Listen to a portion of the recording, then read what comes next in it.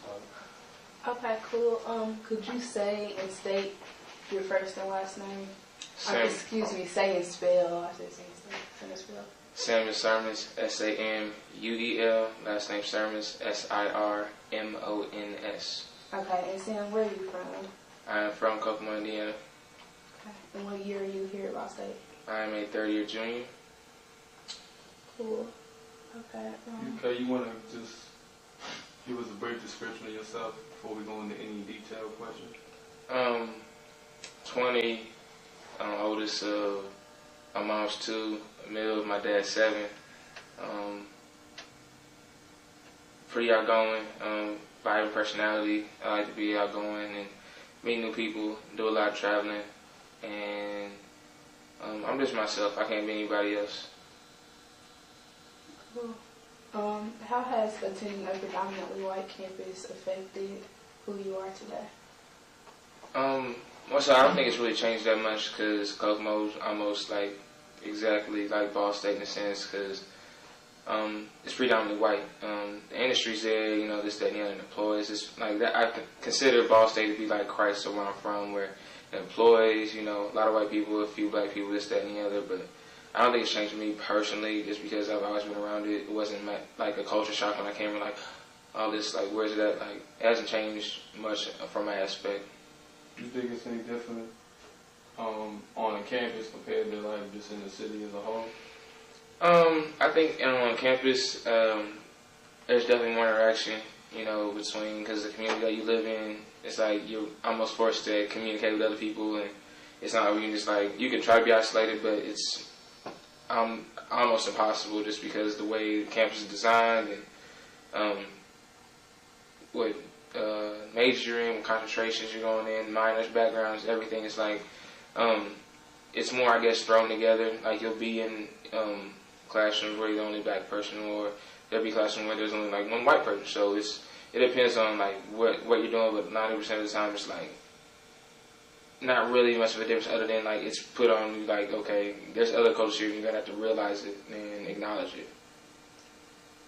Do you think everybody is, like you said, you need to acknowledge the culture? Do you think everybody acknowledges each other's cultures? I don't. I really don't, because I've been witness to conversations where like, oh, well, white people do this and this, that, and the other, and black people, they don't do this, and then people like, I've just like randomly just down the street, they need to speak their own language, speak the language here and this, that, and the other. Like, it's not a lot of people, they're around it, they're immersed in it, but they won't accept it, which is the real thing. They just like, from what they're raised in, what they've been around, what their peers may view, they just, you know, bandwagon along with that. So,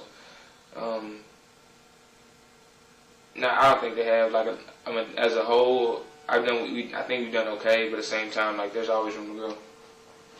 How do you feel about diversity here on campus and Ball State's need to promote diversity, like the fact that they put it in all of their publications and things like that? Do you feel like they stand up to that, or do you feel like?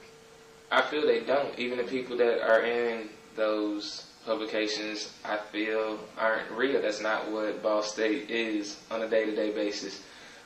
They'll show the roommate with a black and white counterpart, but I'm like, realistically speaking, that isn't likely around Ball State, at least what I see. It'd be more interesting if like they really didn't like, okay, I need you two to stand here and look happy and this, that, and the other. If they just really like caught us really candid, not, you know, and not tell, okay, you need to pose this way and act like you're doing this, that, and the other. And if in our commercial we didn't have like the one Latina chick walking by and this, that, and the other, and then the white guy walking right behind them, I think it's really, you know, played up to where we got to make it seem like Ball State's diverse, but at the same time, they're not showing the true diversity Ball State has to offer. How frequently, if at all, have you experienced racism here at Ball State? I don't think I've experienced it personally, but I've seen other people targeted towards it, especially in where I work now, which I work at the front desk for Miss Hirsch, and one of the residents saying, like, I gotta be nice to him because he may blow up my room and this, that, and the other. I'm like, I think that was, it was an Arab. Yeah, it was a white person that was talking about an Arab. So I'm like, wow, like, I understand that stigma that I can almost understand why they would say at the same time, like, that isn't them, that isn't what they did, and we can't, like, just pass judgment on them. Like, just because I'm dark doesn't mean I have 15,000 kids everywhere and I have a criminal background, because I don't. So, just, I mean, I don't really know how well he knows him personally, because it was just, you know, a candid conversation, but that was just terrible to even say, to even remark about that. So. When someone says, like, black or being black or blackness, what does that mean to you? Like, personally, when I say I'm, like, I guess I'm quote unquote being black, it's like I'm staying true to, you know, how my parents raised me, who, like, they want me to be. When I hear it sometimes going around, it's just like, okay, you have to have this, that, and, like, there's apparently, like, a set of qualifications you have to abide by, and if you don't, you're not black anymore. Like, what type of qualifications? Social status, if clothes you wear, name brands, that and the other, if you attend certain events, and if you don't attend certain events, or